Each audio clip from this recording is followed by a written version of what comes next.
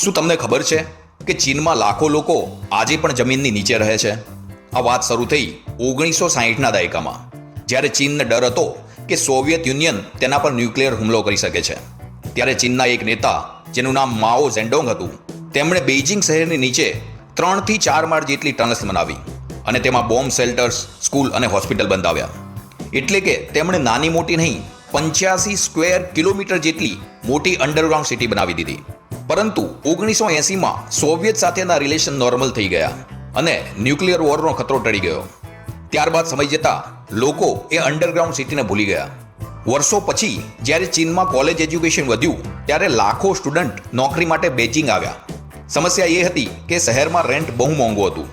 ત્યારે લોકલ લોકો આ જૂના ટનલ્સ અને શેલ્ટર્સને સસ્તા ઘરમાં ફેરવવા માંડ્યા. ટનલ્સના રૂમ ખૂબ જ નાના અને કુદરતી પ્રકાશ તો બિલકુલ નથી.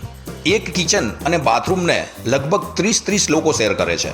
ભીની દિવાલો, ફંગસ અને અંધારા રસ્તામાં રહેતા આ લોકો જાણે ઉંદર જેવી જિંદગી જીવી રહ્યા છે. એટલા માટે તેમને કહેવામાં આવે છે રેડ ટ્રાઇબ. આજે પણ આશરે 10 લાખથી વધારે લોકો જમીનની નીચે એક ઉંદર જેવી જિંદગી જીવી રહ્યા છે.